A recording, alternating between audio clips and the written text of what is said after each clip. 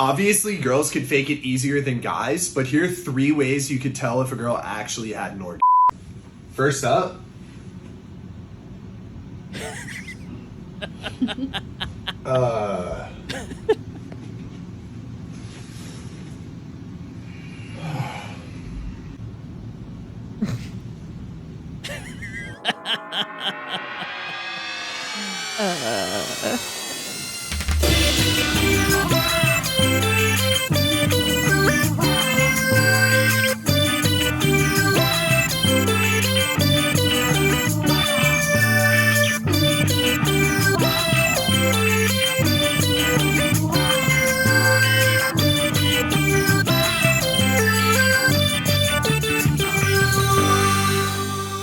Hello and welcome to the Milf and Me podcast. Returning to the show, our guest host, Mariah of the Salty SEXCAST.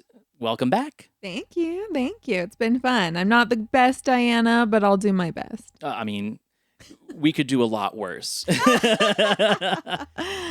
we're excited to have you on these couple episodes. We talked about Trad Wife and the whole movement the last episode, which was really exciting, really enlightening. And I think came to a conclusion of what we think it could be, but really more what it is. And that's just kind of a passing trend that people are making money off of. Not to say that there is some danger behind it, because people are easily influenced, especially on social media these days. Yeah. But you know what? Let them do them, and we'll just follow that trend and see where it goes. Mm-hmm. So what do you think about this opening clip I just played? It was awesome. I just love the whole bro culture too, like backwards hat and the hood up. Like I'm all okay, That I think it's funny because I actually have an assignment that I have my students. So I teach human sexuality at college level, and they have to write a paper about why they think people fake orgasm. And so it's really interesting to hear people's viewpoints and other folks. You can kind of hear it and how they're writing, like, wait, people do that, So it's out there, and why it can be harmful.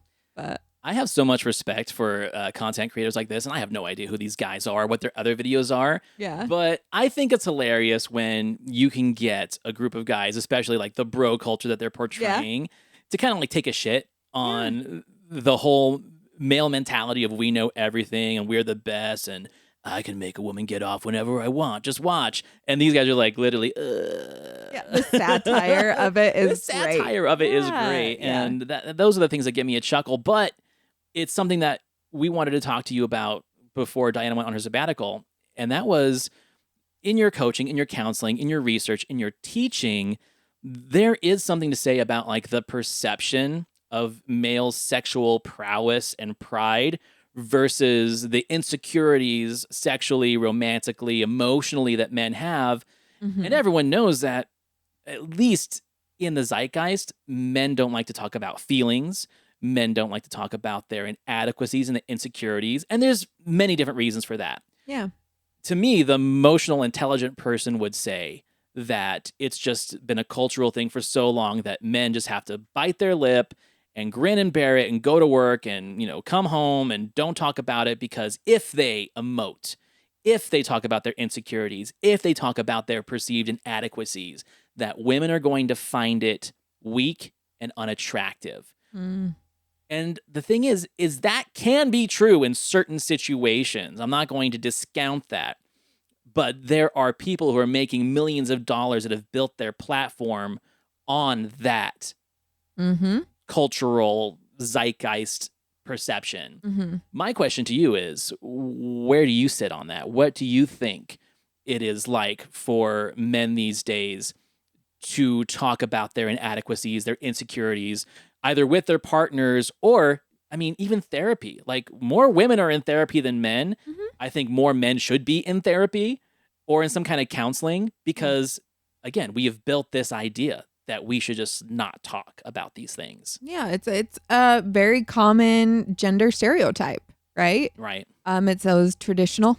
There's those traditional gender roles, and the harm it has now caused, and we're seeing that now because we can measure it, and we are, we can measure emotional intelligence. We can measure how many people are seeking help when they need help, etc. And that if I ignore it or I have to make up for it in other areas, so I'm going to be like hyper masculine in other areas to make up for maybe that I have, I do cry, or that I don't perform in bed and even the word performance is back now on the men. It's loaded. It's a loaded word. It's super loaded. And so just our vocabulary that we use is sending messages to build or crumble gender stereotypes. And I got to preface this. I have to say this so many times. I'm not a man hater. I'm not a man basher. I don't like people who use asshole terminology and ideology to build platforms on. And the majority of them that do it are men. And this is the one thing where I have to say, where a lot of the stuff that we are taught, you are learning, that you are teaching other people, at least when we think about when these things were written and constructed and textbooks were formed, these were all written by men. It was just to help with the power dynamic. It's 100% where I was going. Yeah. And I think now in let's say the last 30, 40 years, feminism, where we are getting more female influence and let's say the background and the perception from their end and from what they see. Because there are a lot of men that have grown comfortable to talk about their feelings, whether it is in therapy or with their partner. And people talk and people start sharing things. It's not as exciting as the other shit. So you don't see a lot of it on social media. You don't see a lot of it in blogs or on TikTok. It's not marketable. It's not marketable. Feelings have never been marketable.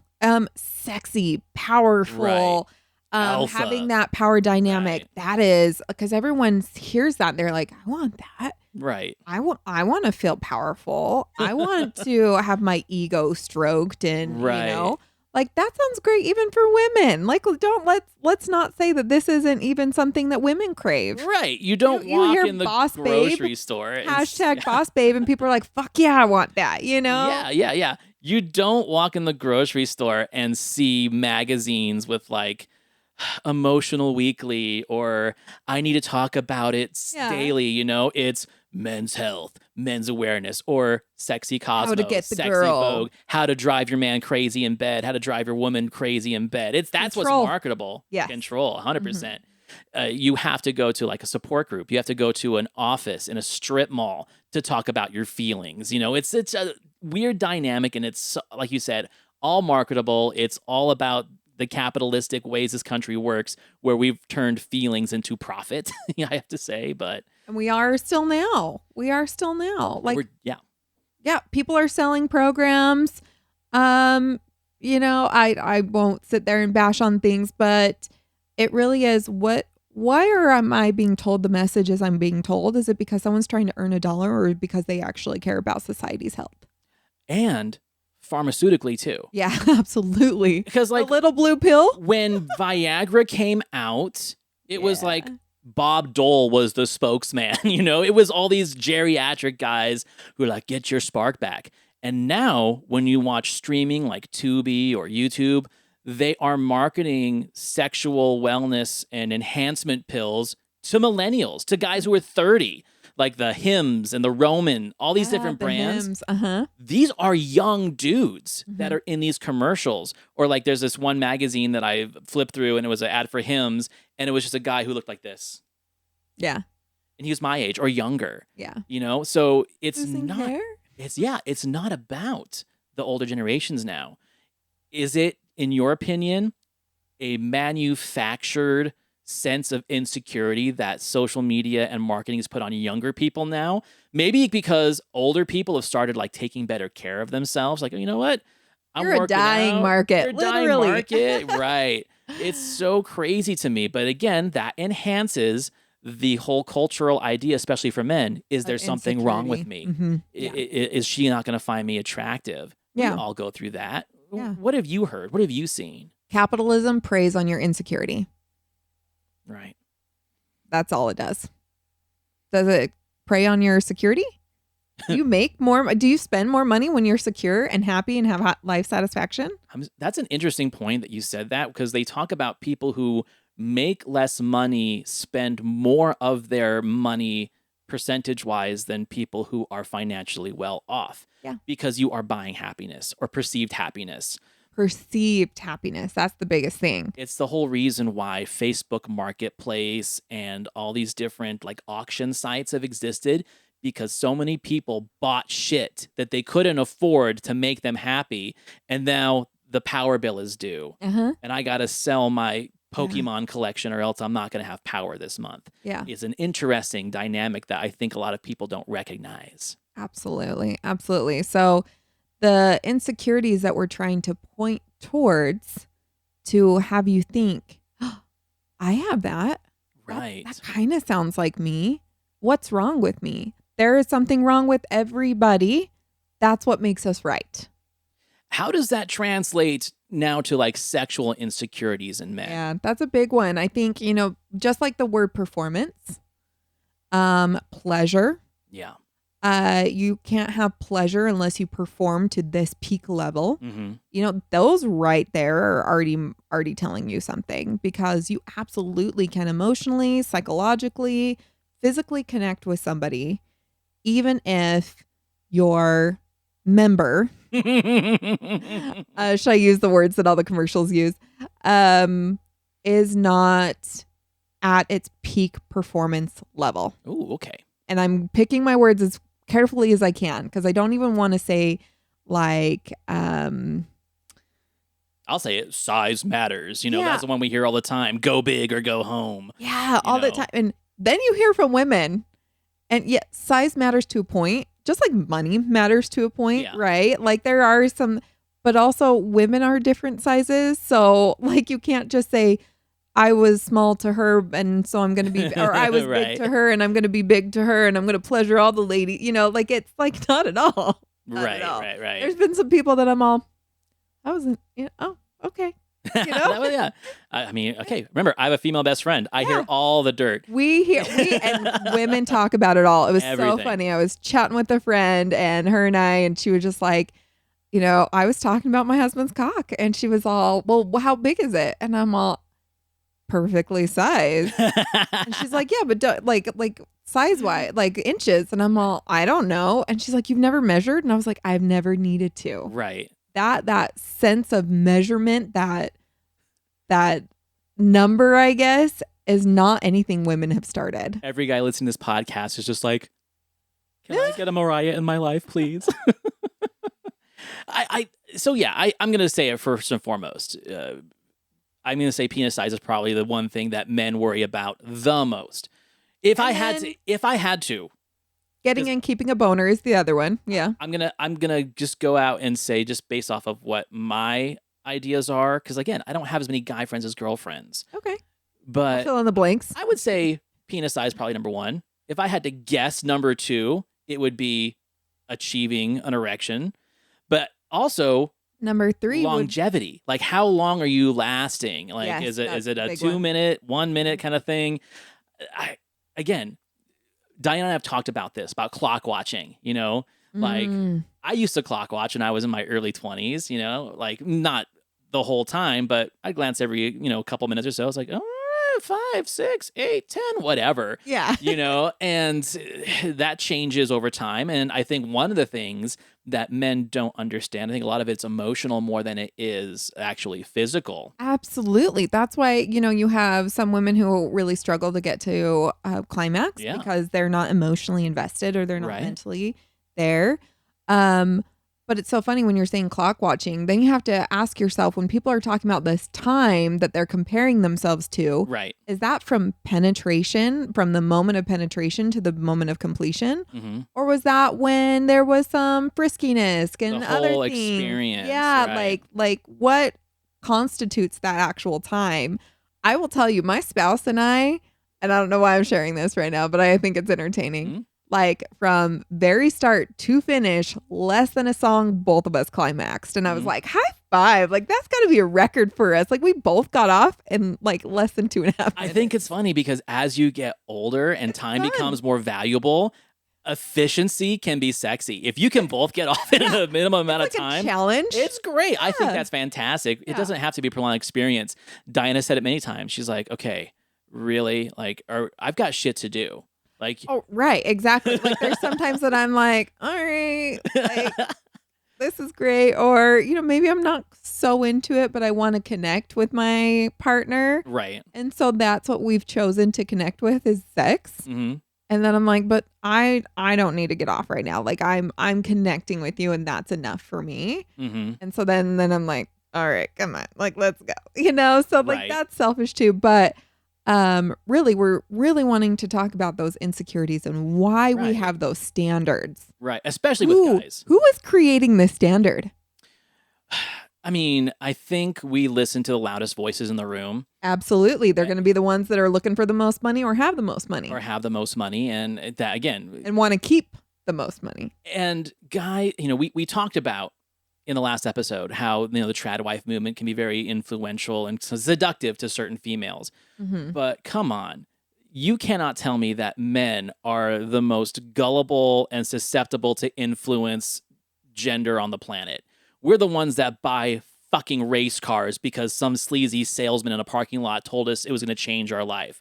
We're the ones that buy houses that are too big for what we need them for. We buy four-wheelers when we can't afford them. We buy the new Xbox or PlayStation every couple of years, and we'll pay 3 times as much because the company knows not to put enough out on the market. We are so susceptible to that kind of influence, and that kind of leads into the insecurity thing. What are we so insecure about?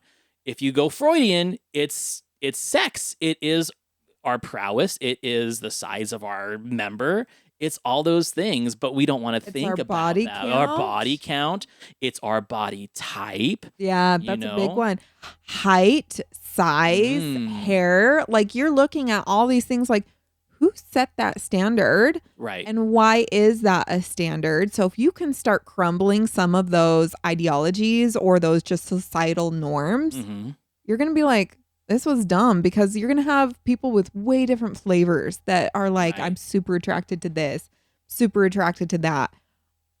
Then there's like the general that we've kind of like evolved to be Right. somewhat attractive to. There is evolutionary evidence of, stronger, faster men were more attractive. Those who seemed like they had a high virility or whatever, because that's how we wanted to keep producing our offspring. Right. There's still animal instincts inside us that operate that way. Absolutely. So if we can go there for some things, but other things I'm like, that has nothing to do with any of that. Like, that's not part of our DNA. Right. That's just part of our societal norms. right. I can start asking myself questions. And I actually do a lot of this type of work with so many of my clients, because I, before I did any sexual wellness or anything, I was a body image coach. Right. And so when we're talking about body image and our beliefs and our societal beliefs and how I need to show up into this very specific looking shell, not feeling shell, not, fulfilled person, just what I look like. And so you really just have to break it down to a lot of these other things that are going on. It's multifaceted. It's not just outwards in. It's what I believe about myself, and that'll emulate outwards. That's why Right. confidence, Yeah. insecurity, Yeah. And with guys, it makes me wonder, like, do they get more insecure based off of opinions and feelings and suggestions from their partners or from the females? older men. It's from their social groups. Yes. It's their social groups. And Diana and I have talked about this, where I don't really have big groups of guy friends, but she has Your gone out. competition. She's gone out on dates with guys where there's 20 dudes and they're all trying to be the alpha, and they're all trying to show up, and they're all trying to bring the hottest chick to the table. They're all trying to do this. And the majority of the date isn't them trying to connect with the women. No, it's it's them trying to show off. show off and show up and shut Showboat. down the other people. Yeah. We're going to go to the lake this week. Oh, yeah. Well, we're going to go to my cabin next Just week. got Oh, this yeah. boat. Right. So I'm going to say, I'm not going to say I've had tons of partners. I'm going to say I've had a fair amount, a reasonable amount. I have never, ever once been shamed, been ridiculed, put down, or anything for sexual performance, physical appearance, or ability or agility by a female partner ever. Not once. Not once. And women will tell you. We They like will to tell share you. our opinion. And I'm not bragging. No, I'm not saying that, oh, I'm the best. I'm just saying that maybe I was very cautious about who I was deciding to make my partner at the time. You're usually attracted to those we're who are attracted to them. you. Yeah. And there is an emotional and physical sense of understanding and vulnerability between the two of you where it's like, okay, well, I could say your ass is too big. I could say that your, midsection's Asses can too be fluffy. too big. I'm just kidding. I'm just saying, like that in the early '90s, that was it was definitely a big. female body image problem. It's like my ass is too big. It's like you're a size 1. What the fuck, Yeah. Thanks '90s. Thanks Steve Madden and Candy magazine and all those different things. Right. But I've had all my guy friends that I had in high school. It's like, oh, Antonio, you're so fucking short. Blah blah blah, or where's your pecs, man? Like. It's friendly shaming for some people, like, this is my friend, he's taking the shit on me.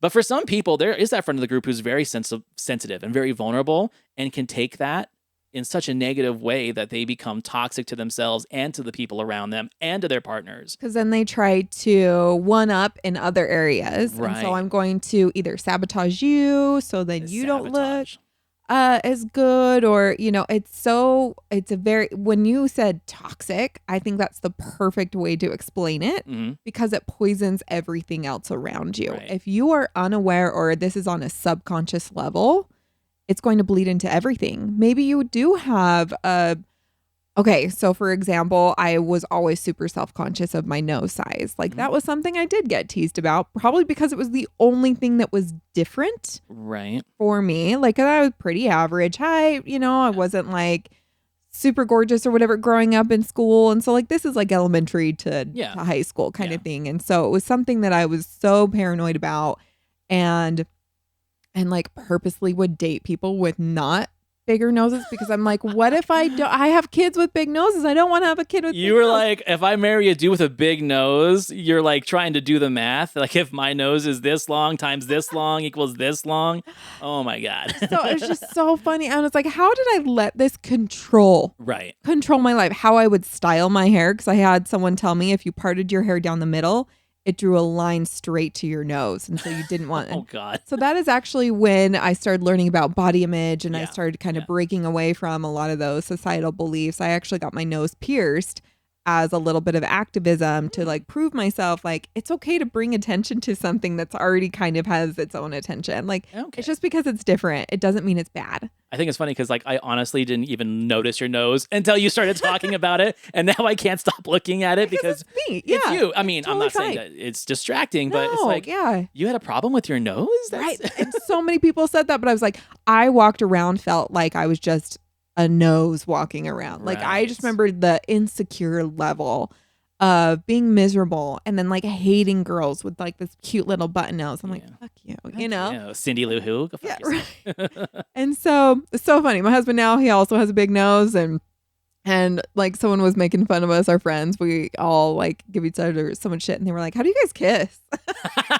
And I was just like, we just smell each other. It's great. But just like David the Gnome, you just do the little Eskimo nose. Yeah, right. And my daughter was asking, she was just like, whose nose do I have? And I was like, oh, honey, I don't know, but it's gonna be big either way. And I was like, big noses and big butts, you gotta like, counterbalance yourself. And so it was just, we try to, even when we talk about ourselves to our kids, like just make light of it, and not that it has a value. Right. You're not less than, you're not better than, and so it's so interesting, going back to those insecurities of that could be the one thing you walk around in life leading. That is the lens you look through everything.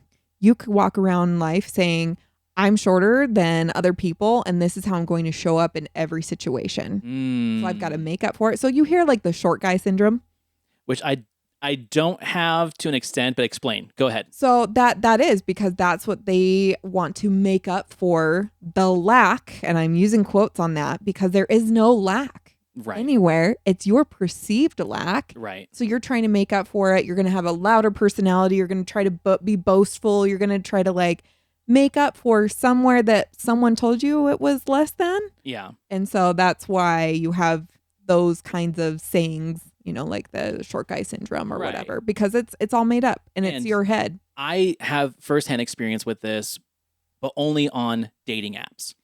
I've never felt conscious about my height. It's never hindered me getting the person I was attracted to. And maybe it's because I had in my mind, I'm not going to go after the 6 foot tall blonde. Yeah. To me, that is not my level, not my realm. That's not my neighborhood. Yeah. And to me, that helps develop the attraction for the people that I have been attracted to and partnered up with. Short brunettes, you know, that's just my thing. I think nature said, okay, this is your realm. And yeah, there's always going to be something like, oh, I only like date tall guys that are 6 foot over. I never experienced so much of that on dating apps. And you know what that taught me? It's a measured. It's they put it on there. Yeah, they should have dating apps that don't have those, or maybe like a range. Right. You know, like around average or above average height or below average height. So it's just a range and it's not this numerical value. Right. And those things are only about putting numerical values on everything. Even ages. Height, weight, age, neighborhood. And, you know, I've talked to girls who's like, okay. Might as well get they my little pinpoint of where they return. live. Like, oh, they live in West Valley. I'm not, you know, whatever. That's a thing here in Utah. It is. But when it comes to like personal connections I've had with women in person, it's never been an issue. I'm lucky. I had a dad who was only 5'1", right? And he was a stud muffin. That's awesome. Like, he wore the little Cuban heels and the tight pants. Because he did not lead through life. He had that confidence, and it did really well for him. How dare you tell me I'm less than because I look different than the average person or like no. I mean, to outgrow my dad by like 6 inches, that made me really happy because I was like, well, if my dad can be 5'1" and get through life, I know I can, but I'd rather have a few more inches on me, and thank God I did. But let's go back to the opening video. Yeah. I think that's a really interesting thing, the orgasm conversation. You know, I've never asked a partner if they've faked it.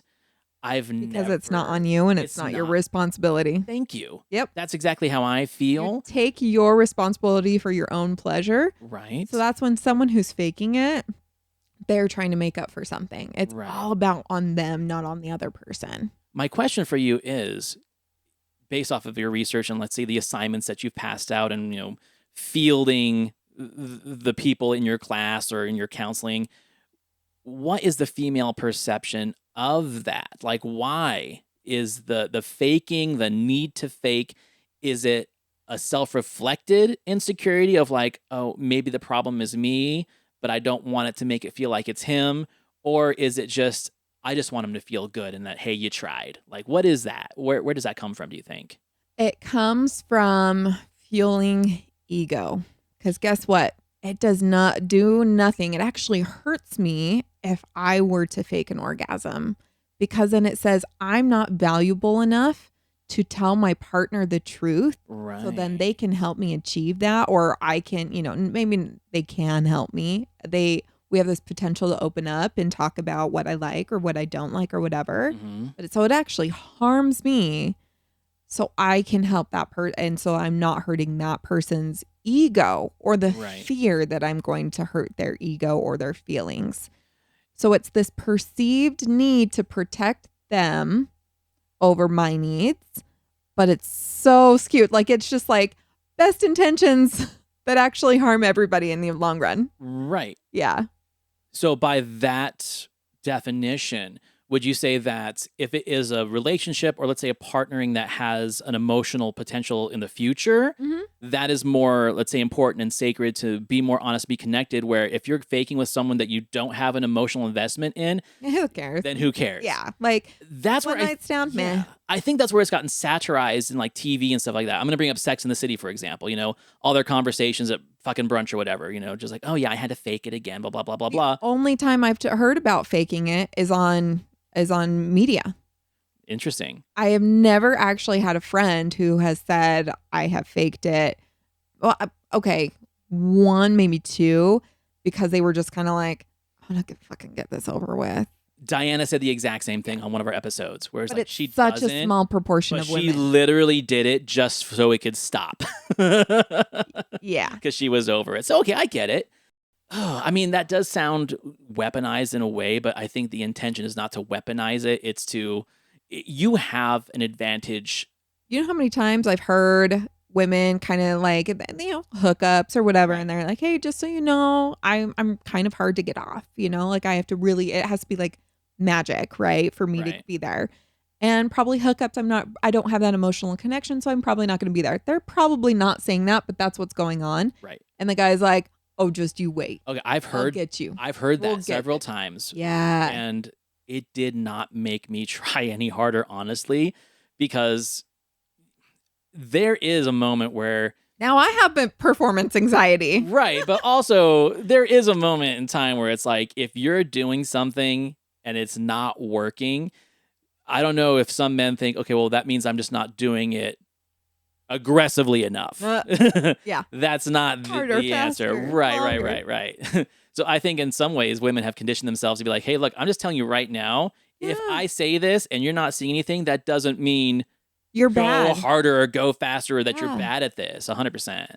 Yeah, so I think it's really interesting how like sometimes those things are, and like the whole faking and like why would you not be honest? Like, let me, if I'm kind of dating someone and maybe let's say it started as a hookup and I did fake it, and then I'm like, fuck. I'm like, now I'm like now I stuck have to on this. like do this every Yeah, time. yeah. And now you're saying this. So then, the easiest way to kind of get out of that, or like all of a sudden you're like, oh no, just ask that person, hey, is it important to you that I climax each time? I wanted to let you know sometimes things will change, and here's some things that I do like, some that I don't. You don't have to be like, I faked it, 'cause Right. that could hurt something too. If you're uncomfortable with that, I'm just a brutally honest person, so I'm comfortable with the consequences of, me coming out and saying, Right. hey, I faked it because I just thought this was a quick one night stand. I just wanted to get you the fuck Yeah. out of here. And Honesty. like, When we had pat on our the back, good man. when we had our previous guest Stephanie on here, we had her on another episode about sex toys, and she said something that was very enlightening to me. And she's like, I take full responsibility for my My own. sexual pleasure and Yes. accomplishment. Yeah. And that's why she's a huge advocate for sex toys and pleasure devices and stuff like that, because that's just how her body works. That's what all the research Mhm. says. And- You are in charge of your own pleasure. Right. And so she tells people right away, it's like, hey, I'm going to have these because it's the way that I function. It's got nothing to do with you. And hey, if there's a chance where I don't need it, well, fucking congratulations. Yeah. It's a really interesting thing. And guys just do take that stuff so sensitively. I probably used to when I was younger. I don't so much anymore, but it is really interesting to hear like how big of an issue that is for so many men. Mm-hmm. I think, again, I think it's a lot of just social conditioning. Mhm. And I don't think it's really men saying like, I have to do this because I'm the only reason I'm a man. It's just more like, oh wait, I couldn't get you to climax. And it's like, yeah, and guess what? So has 90 other % of my sexual partners. Right. I usually need some assist. Like, take it and Right. enjoy it, and we're gonna have fun. And I'm still saying yes to sex now. Right. And I'm still having a lot of fucking fun. And that's something I have learned to tell my spouse too, because I'd say our orgasm gap is larger, than I'd love it to be, but that's on me. Mhm. Because either I'm just not in the mood or I haven't done some emotional work that day, and so I'm kind of stressed out or whatever. It has nothing to do with him, but I'll still be like, yeah, that was really good. Mhm. Even if I didn't climax, because I want him to know I still really enjoyed it. It's not Right. like I'm just like, ugh, only you got off. This Right. sucks, because I'm still getting something out of it, even if it's not an orgasm. That's a huge piece too. It is. Why are all of our sexual encounters wrapped around just climax? If we stopped valuing climax as the ultimate level of pleasure, this wouldn't be such a big deal. You just blew my mind right now. I saw your face. I saw your face. Love it. Yeah. So it's really what's the social conditioning and what do we value in a relationship? Do we value honesty? Do we value getting the fuck out of there? Something to think about. Yep.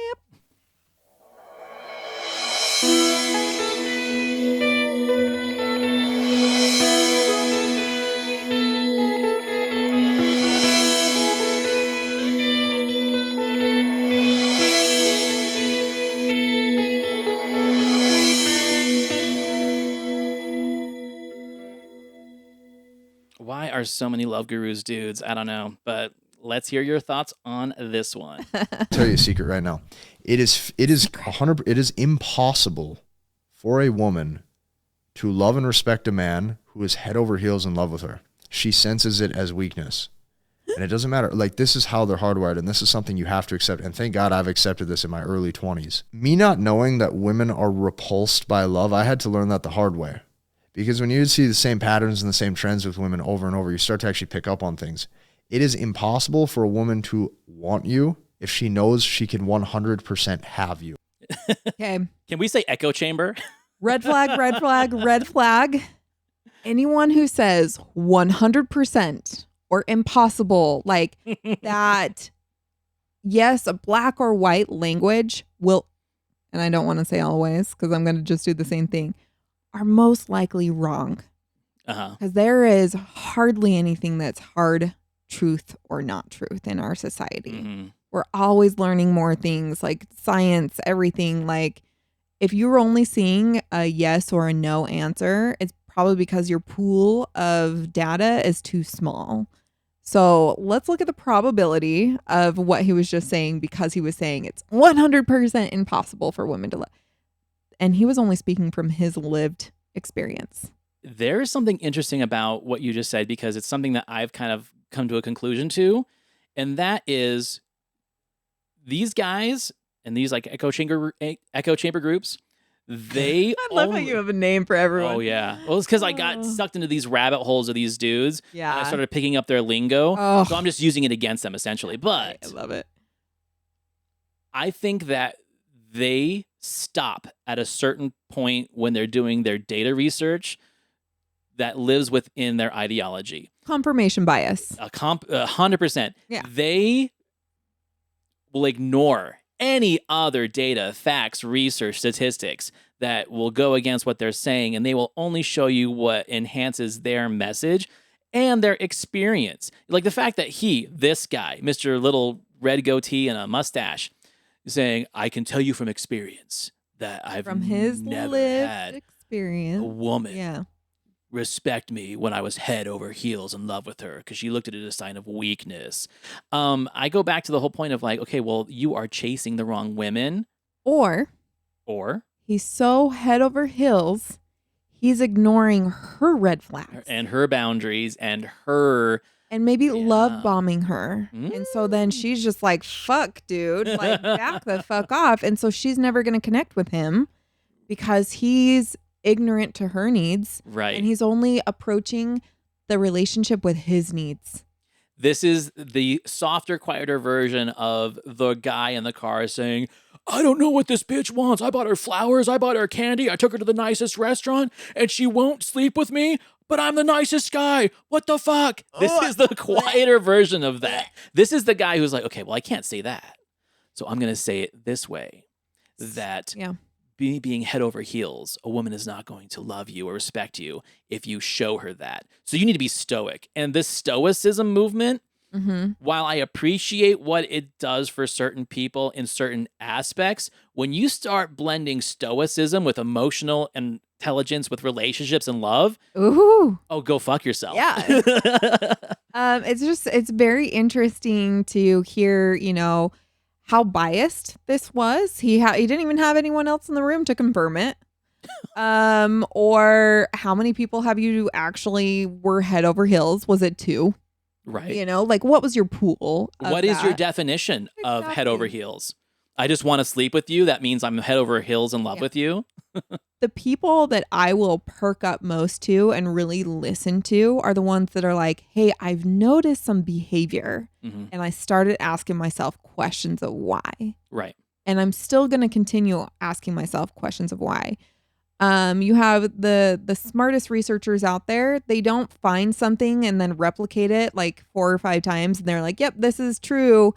They keep replicating it. And it's other the scientific method. Absolutely. It's never ending. And even when they're like, and they always say based on the study up to this point. Right. Because they're leaving room for there may be new evidence that we haven't found yet. Right. And so just then, like, that's why I'm like, those whole black or white people, here's this line in the sand, and that's why I always like everything's a spectrum, because there is like, there's so many different, and there's outliers and all sorts of stuff. And this just makes me sound like a super weird nerd and like research nerd. But I think that was the closest I've ever been to truth when I've been able to uncover why do we know what we know and how have we come to know this? Right. Because now I can critically ask and look at critically think. It blows my mind too, how it's like when it comes to relationships and social interactions and sciences these guys put together, how they are so desperately trying to consolidate to one realm of thought and another. Whether it's like the red pill masculine movement, the anti-feminism movement, polyamory, whatever, like they're trying to get rid of all, like you said, the spectrum and the outliers and push just these two different black and white together because it's easier to push the message. Yet 1,000 TV channels isn't enough. Yeah. 1,000 video games and streaming services and car options and all these things that we think we have all this choice and decision and destiny of discovering and owning and acquiring. Yet when it comes to thought, it has to be as minimal as possible, because I think people just want easy thoughts, but accessible access to bullshits. Ooh, I love how you think, because it takes work. It takes work, and no one wants to do that kind of work. It's so easy when someone has a black and white life planned for me and I can just follow this one person. They're successful. I'm going to do everything they did. Right. Never mind intersecting needs and identities and lived experiences or anything. And so that's why I love to just be like, you keep telling yourself that, bro. Right. Like, enjoy your unhappy life, because what you're doing is you're trying to just find something that is your truth, that you're like, and then if I have other people believe it, then I'm confirming my truth. Yay for me, The last thing I want to say about this guy and some of the other things that I've been watching lately, now that I've been doing this long enough, it's almost been a year for this podcast. Congratulations. Thank you. It'll be a year in November. When I start looking at viewer and follower counts with people's messages and I see stagnancy in them, that's when I start seeing them take the next level up to whatever this weird ideology that they're pushing is. So I see creators and influencers that are just desperate to get their content discovered and followed and stuff like that. So this particular video... So I have to be an outlier. Yeah, this particular video, I think, had like 1,600 views, like not a lot compared to some of the people that we played here. But then I dug into this guy's channel a bit more and more, and the more aggressive he gets, the higher the view count. So I started thinking all these guys are really just pushing more and more and more to get that view count higher. Yeah. And I think that there's probably some kind of, let's say, compromise in their actual beliefs versus what is actually gaining them the likes. Absolutely. And that destroys the credibility. But I don't think people look at that because they look at the numbers and the views and they're like, wow, this guy's got so many views and listeners and followers. He must be onto something. And that's where the false narratives come in. Yeah. Well, you look at some of the best, the smartest minds, the most brilliant people, the people who are doing really good work. They aren't out there just only on social media. They're kind of like, social media is just a byproduct of what they do because people are latching onto their message. My message didn't originate on social media, which is, when I say mine, it's not mine, but other people like that. So I love how you're critically looking at those folks, and, they're influencers that are hollow because they're following that like. And, clickbait, you hear all those things. And the more polarizing I can be, the more followers, the more likes, the more views, because people who are really against it are also going to be like, what the fuck is this person? Right. And commenting and then being keyboard warrior and all of these other things about stuff. And it's just, that's what gets entertainment. Like, that's our entertainment value. This is entertainment. It is not truth. Right. And when you think about how many of the great thinkers and people in logic and philosophers and even mathematicians and stuff like that, Oh yeah. how many of them who've like built the foundations that our current academia is built on, how many of them died in poverty? Oh, absolutely. They weren't trying to get a buck. They weren't doing this for Right. popularity. They were usually really unpopular people because Right. they were doing something kind of different. Right. And now the more our society is kind of shifting for social media, the more popular people, they're doing something different and Right. new and kind of against the grain. And it's like, oh, what's this? Because we've seen the same things over and over again for how long? Because we've just been inundated with media forever. But Yeah. so fascinating. Fascinating, scary, and we'll definitely dive into it another time.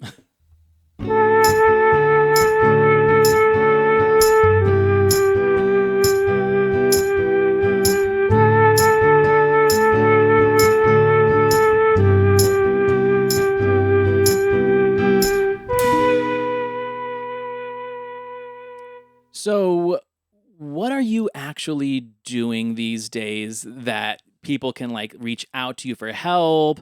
Do you still have a website or a social media that you check that you can like connect with the public? People have questions, or are we just guessing right now? What's what is Mariah up to these days? You can all go through Antonio to get a hold of me. No, I'm just No, kidding. please don't. So the saltysexcast.com is still open. Our Yeah. Gmail is still available. I really wanted to make sure that was still a platform for people. And just because I'm not on social media doesn't mean I'm not getting those social media messages. So I Right. still pop in and check it. I just have everything deleted off my phone. So I have no app. Yeah. I have to actually go into the website and check it intentionally. So instead of having those messages come to me, I come to it when I'm emotionally and have, the attention span for that. So saltysexcast@gmail.com is one way. You'll probably get a kickback message that we're no longer taking guests, but that's just because our email, we were getting inundated with guest Right. requests, which was really great, but kind of sad to have to be like, To let go of that. hey, sorry, but at that same point, am I doing this for the potential guests that are coming on my show, or am I doing this for me? And I really had to ask myself those Right. questions. So I go really deep into that in my last episode, my very last episode. I've had so many folks reach out and say like, I cried. And I got cried on it. teary-eyed. I got emotional. Yeah. Because I think like I showed up. Like I'm not a character. I'm not like I am who I am every day. If anyone who knows me, you can get a hold of me there, or you can go to balanceyourwellnesstoday.com, and that is where I do all of my coaching and other services as well. So you can still get a hold of me there. But yeah, right now I am just working. I'm almost done. I'm just like a couple weeks away from getting my new master's degree. Mhm. And I love how I'm saying new, like I have an old one, but I already had a master's degree in health and wellness, and this is in learning experience design, because I really wanted to make online courses for folks who want to learn about themselves and want to learn about sexual wellness, because we have a lot of social media platforms that people are like, we're having, a new social awakening as a society in America, and wanting to like present that in a way. But just like we talked about with social media, you can't really trust a lot of those. And how do you know if they're like good resources? And so that's where I wanted to make more credible resources for people to learn on their own. Yeah. And yeah, just working, teaching, doing other things, raising 3 kids. I'm going to go. Yeah. I'm still I had a summer where I was able to do stuff on the weekends. I went paddleboarding and hiking and all sorts. I was like, I've done this in too long. And I need to spend more time on just being and not doing or trying to achieve. And I realized like, yes, there's a moment of saturation in achievement where it's just hollow. And I'm just doing to do to like, because I'm scared to be stagnant. And even the word stagnant isn't something I am intentionally using. I'm intentionally using like just being. Right. So, yeah. Well, we love having you. You're such a valuable resource to the show. We learned so much from you, and thank you for filling in these spots. And I'll definitely have the links to your websites and all the stuff like that on the websites and the show notes. And yeah, hopefully not too long from now, we'll have you back on the show. Hopefully Diana's back by then. If not, we could be seeing you again just solo, but we're really excited. Thank you so much, everyone. We'll see you next week.